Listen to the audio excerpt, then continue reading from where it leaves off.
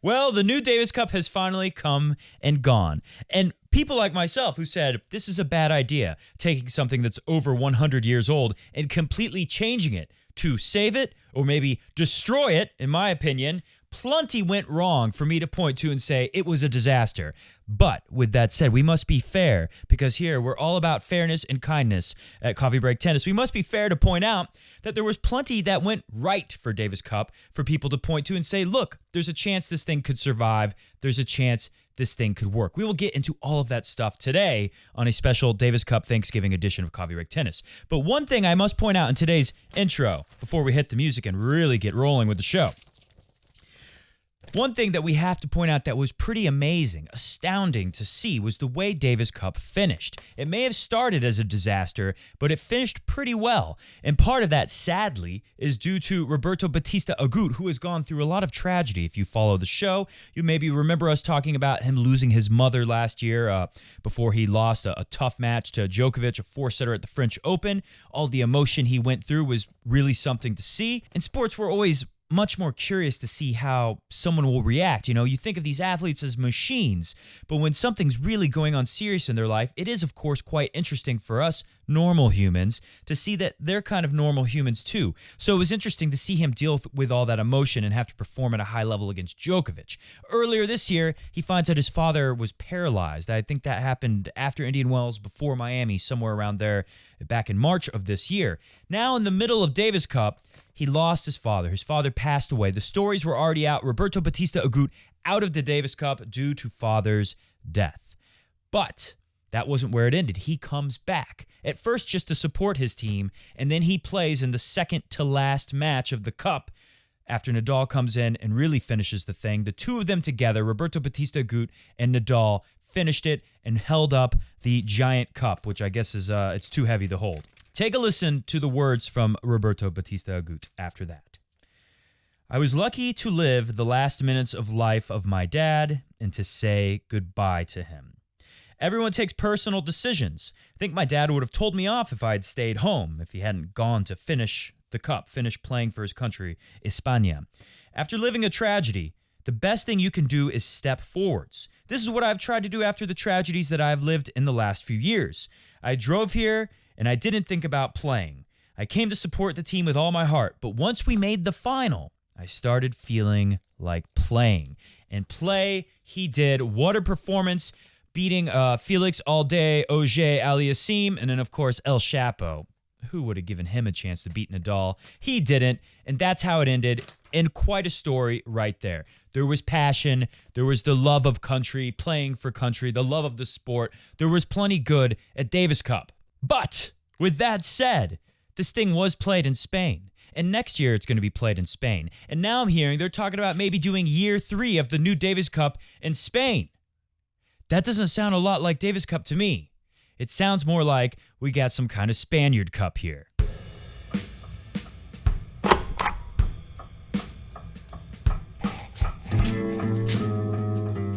No, Mr. Goat, I'm not saying they didn't deserve to win the thing. Of course Spain earned it. But you gotta admit, there's definitely a home court advantage. And this is a Spaniard football player, Gerard Pikachu, I believe is his name. I'm not familiar with the football, but we got a story about him from some football podcast out there saying that he's playing bad now because of all this focus he's put into this. So we'll talk about that today. Uncle Tony, I think this is really interesting here. Uncle Tony talks about why the top players never were playing Davis Cup and that it's a good thing, which I agree with. If you want to get these guys to commit, maybe it's a better idea to have it all happen in 1 week, although there sure was a lot of stuff in 1 week. People having to sit there and watch matches that finished after 4 a.m. Man, that sucks! Todd Woodbridge of the Woodies world-famous doubles team has to say that Davis Cup has an abysmal format. He's not impressed. We'll talk about what he had to say. Also, Gerard Pikachu talks about why Roger Federer, and that was the biggest news to come out of the Davis Cup, sadly for them, was that Federer didn't play, and Gerard Pikachu is upset about that. Roger Federer has a new business venture. He's finally made a shoe deal. Is this actually the shoe he's going to wear in matches, or are you going to keep wearing the Nike shoe he's been wearing for his entire career? I wouldn't mess with the shoe. We'll talk a little bit about that. And, of course, My favorite piece of news from this week, Roger Federer, I can win 2020 Australian Open. I am confident. Of course, we're going to delve into that a little bit. And then plenty of comments from you guys out there. It feels like it's the end of the year now that we've had the new Davis Cup done. There will be 20 slams of Christmas to finish. And towards the end of the show, we'll talk about what else I'm going to be doing. And I'll ask you, of course, for what you think we should do in December. I feel like I should make a Decade of Dominance Djokovic video. I was going to talk about it last video, and I forgot to get to Djokovic. What? Of course, Mr. Djokovic, talking tennis cat, who's prancing about, not up here where he should be, all over, all around where you can't see off camera. He, of course, likes Novak Djokovic much more than he likes Nadal. Anyways, I did ask people last video for their wish list. That's what I called it. Your Grand Slam 2020 wish list, who you want to win. Some people even wrote who they wanted to win and who they actually thought would win. Those were my favorites, probably. We'll look at those at the end of the show, too. But first, let's look at Uncle Tony, who I always swat away for sure after reading. Loosen up the forearm. Make sure you get everything loose. Uncle Tony shares why Nadal, Djokovic, Federer did not play the Davis Cup for many years. This is from tennisworldusa.org. Luigi Gatto, the big cat. Rafa Nadal's Uncle Tony spoke about the new Davis Cup format, saying, "You can improve. Try not to end the matches too late." Yeah, that was a thing. The formatting was abysmal, the scheduling. There was plenty of matches that finished way too late. It was a lot. There was 18 countries there. And, of course, I didn't even say so far. The biggest thing is it wasn't here in the U.S. I didn't watch. This is the one time I've made a video about tennis where I didn't watch any of the matches. I didn't sit down and see entire matches, that's for sure. Which I usually do. That's the only way to do a tennis show. You have to watch the tennis to do a tennis show, if you're thinking about it. So, some of the matches were finishing very late into the night. Kind of a disaster there. So he says, Uncle Tony, you can improve it. Try not to end the matches too late. But when I was on tour with Rafa, we always struggled playing Davis Cup. Federer, Rafa, Joker, Delpo, we were never playing. It should last 10 days. In the long term, it will be a great competition. It's like a year-end World Cup. Perfect. Perfecto.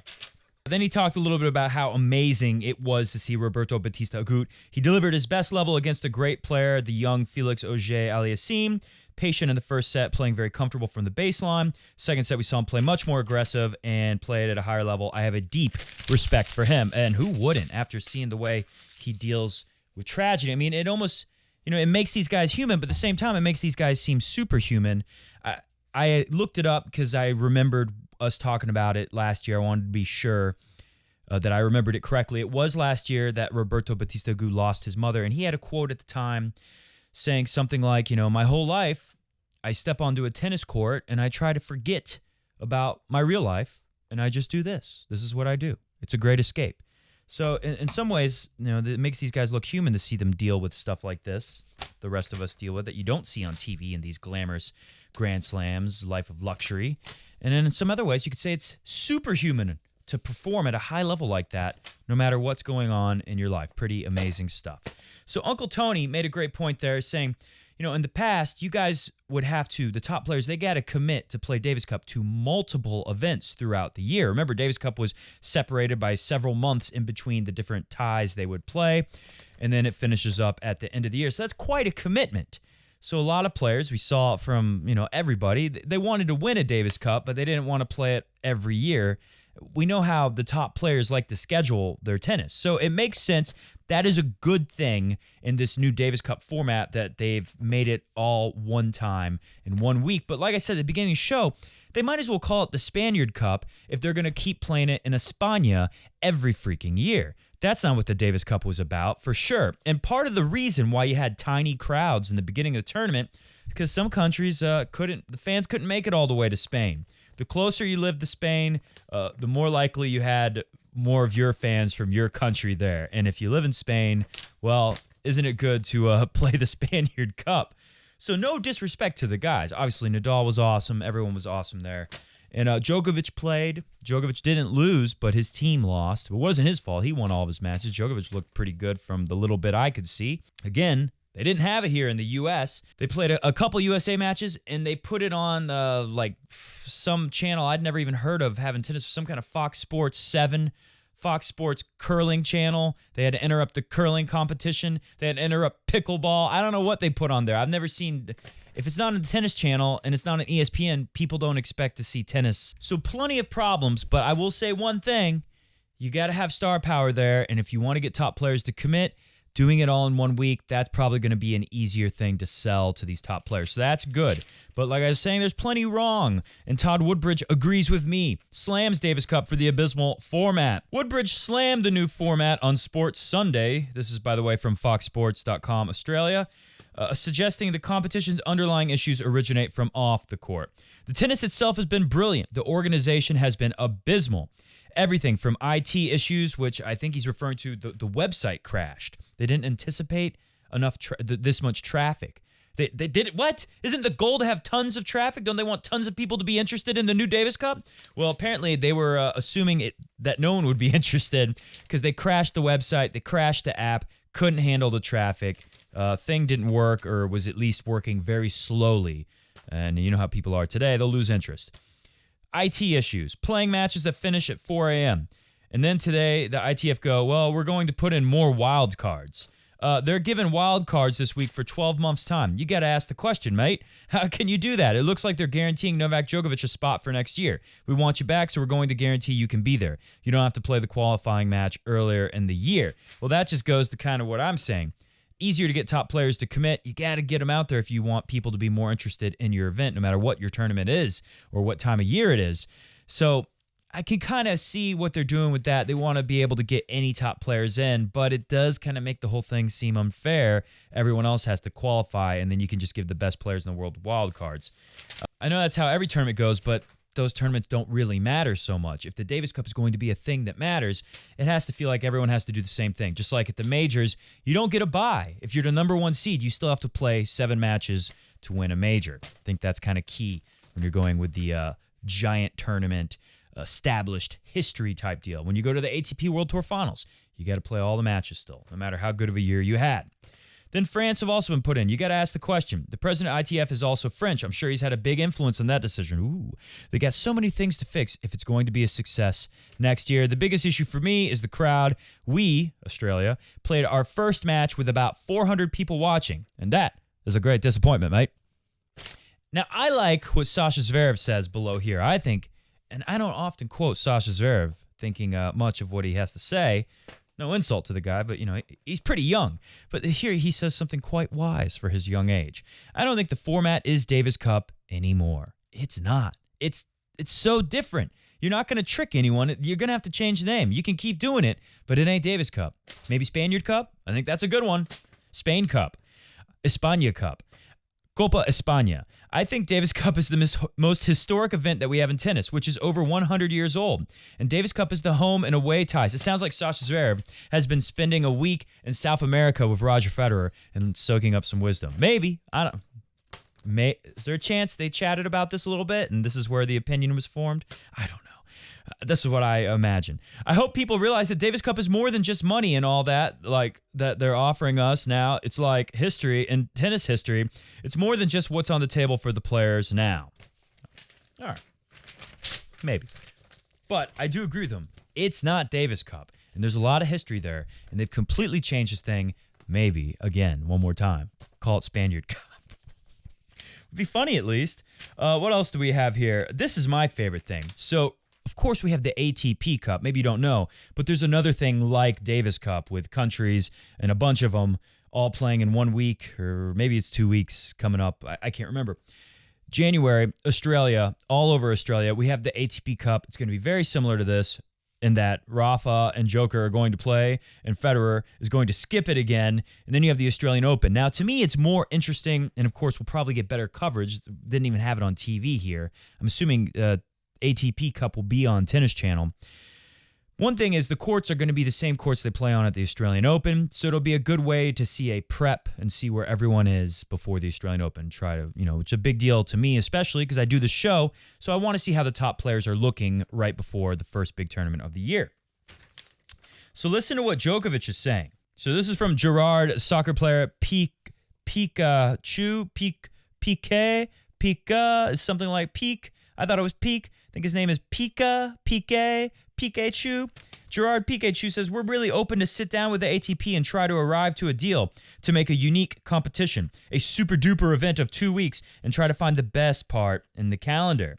I think Novak and Rafa, number 1 and 2 in the world right now, have expressed that they want the same thing. So this is what they were saying. According to Gerard Piqué, they just want one event, and if it's possible to put it in September.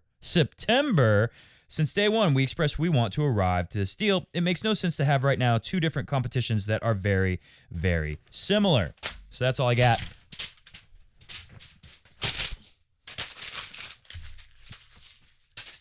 That was a disaster. In a nutshell, in a microcosm, I just showed you the whole new Davis Cup format. It was like that. It was fun. It was exciting, but it was a bunch of nonsense. And it was crazy. September, that's when you get the Laver Cup. Roger Federer's certainly not going to like that. I don't like it either. In fact, as a Federer fan, I'm quite offended. It does make sense to take ATP Cup and Davis Cup and these 2 things that are like both kind of like Davis Cup, but condensed into 1 week or 2 weeks, whatever ATP Cup is going to be, bring them together and make it one thing. That makes sense. But now we're talking about doing it in September when the holy Laver Cup is. All I can say is this thing looks like a big disaster to me. The whole thing. It's going to be interesting to see how many people care about ATP Cup. The only reason why I'm going to be excited about it again is just to see how top players look before we go to the Australian Open on a court that is the same as the one they play at the Australian Open. So are they going to merge the things? I don't know. I think something's going to get axed. Something's going to be gone. Did the ATP Cup want to merge and do something with the ITF? We will see. Gerard Piqué, that guy, he said in one article I read that he doesn't know. It sounded like that Federer was going to play the thing, and then all of a sudden, what he's saying in public is different than what he tells us in our private meetings.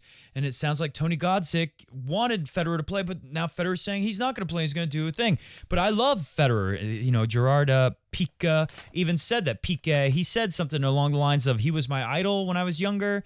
I love Roger Federer, but if you want to change it to September, it sounds like you want to start a war with Roger Federer and his Laver Cup. Oh, one more thing before we move on Gerard Piqué. Nobody is happy, it seems, and there's a real possibility of them getting knocked out of the Champions League. This is Barcelona, the soccer team, I guess. I don't know. This is what I read. Gerard Piqué plays for this soccer team called Barcelona, and they might get knocked out by Borussia Dortmund at the new camp on Wednesday. Ooh, sounds exciting. However, one of the biggest beasts right now is Gerard Piqué, and specifically his focus or lack thereof, with many in Spain unhappy about his extracurricular activities. Gerard likes doing plenty of things outside of football, said Alvaro Romeo on this week's European edition of the Totally Football Show.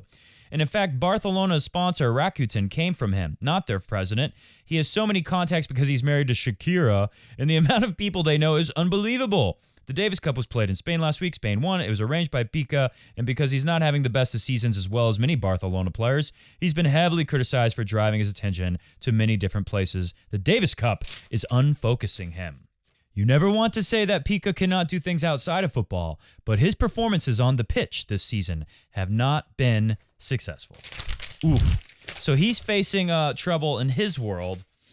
Here was the piece. I already pretty much told you about it. He says, all of a sudden, I don't know what happened. And that's all that they're saying was not the same, that we were still saying meetings, and that's it. It's okay. He's a great player. For a lot of people, considered the best player in history of the game. I really respect him. And I said a lot of times, he's my idol. He's my idol since a kid. I was following tennis for a lot of reasons. Some of them I know, and some of them maybe I don't. The situation is this one. They have their Laver Cup, obviously. It's his baby, his competition. He wants to protect and obviously create as big as possible this exhibition. Was that lost in translation, or was he insulting the Laver Cup, calling it an exhibition? And I totally understand. So there you go. He doesn't want war with Roger Federer, but he does maybe want to usurp the ATP Cup, absorb it into Davis Cup, make it one, and put it when you normally have the Laver Cup, 2 weeks in September. Meanwhile, in Roger Federer world, they set a record in Mexico City, over 42,000, the largest crowd ever for a single tennis match. I mean, the whole weekend at Davis Cup was probably less people than one night with Sasha Zverev and Roger Federer, who drew most of the 42,000, I assume. And another thing with Roger Federer, he's got a new shoe deal. The 20-time Grand Slam winner has announced a partnership with Swiss sneaker brand On, as he revealed over the weekend that he invested a chunk of money in the company. At the age of 38, many are predicting. See, normally your sponsor pays you money, but Federer actually, he's got skin in the game this time. Federer is giving money to help this company. And of course, he's going to own part of the company. He's buying a share of the company, basically. At the age of 38, many are predicting that 2020 season might be his last year on tour. That's where most people are taking this. Well, this is just another sign that this is the last season from Federer. And here's what Federer had to say about that. I've been asked all week, how is retirement going to be and when is it going to come? I think they all just needed to know. But no, this is not about retirement. On doesn't want me to retire. On is the Swiss shoe company. They want me to play as long as possible, and that's also my goal. When I do a venture like this, of course, people want to know how it's going to look later on and see the exit from tennis. But that's not the case. Federer then said jokingly, I will never retire. Well, we certainly hope so, Roger Federer.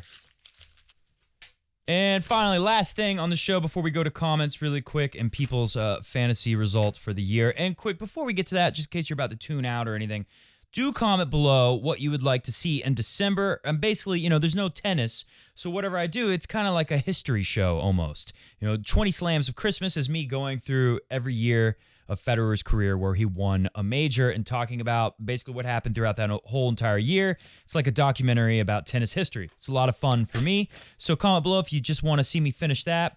Comment below if there's anything else you could think of for December, some interesting topics that we could cover here.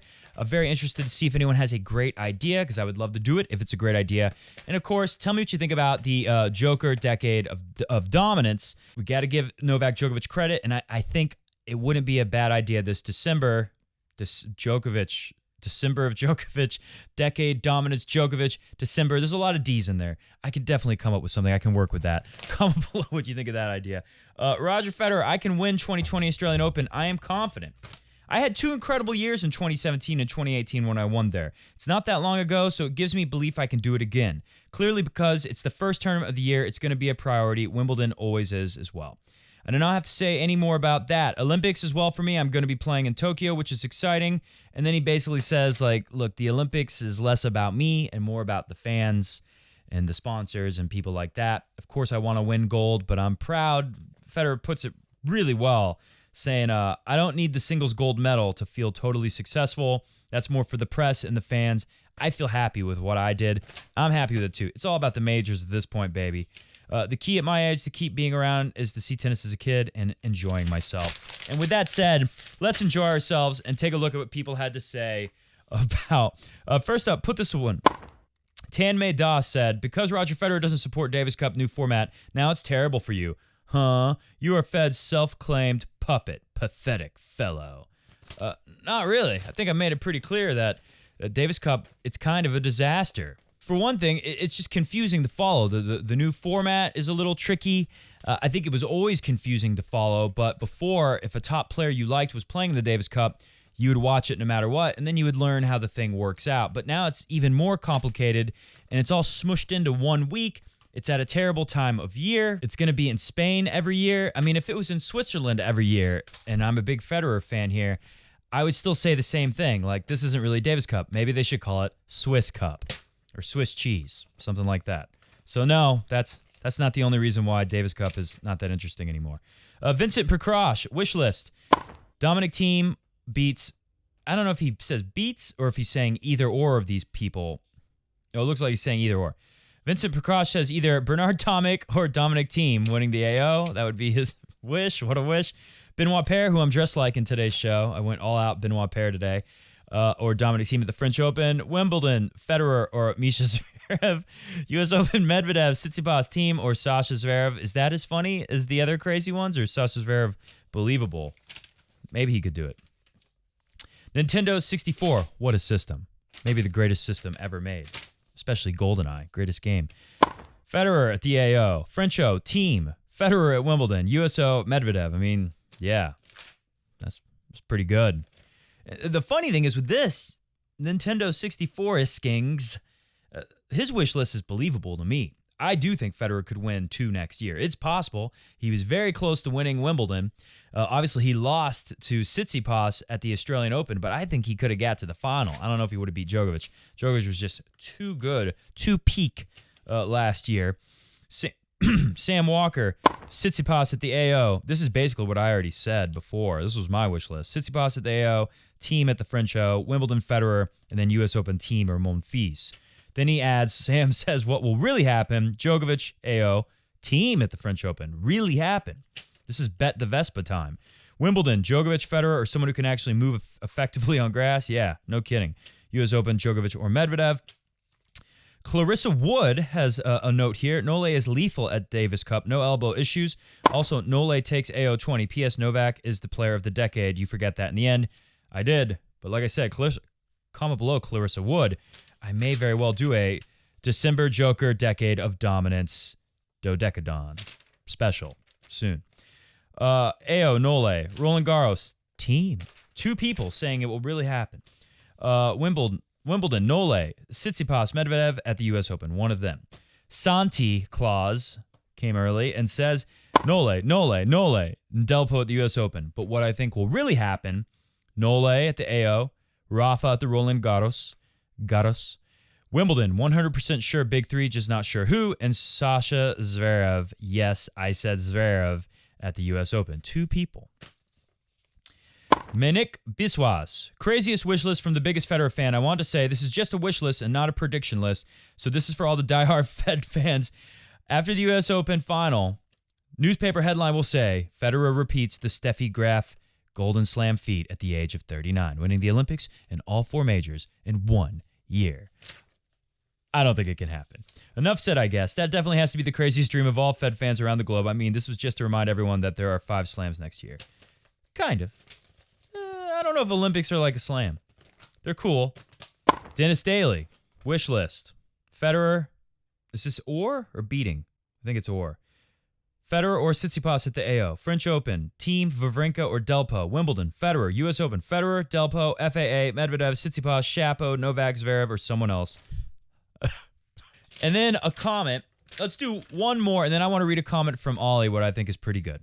Haider Roja says, Medvedev.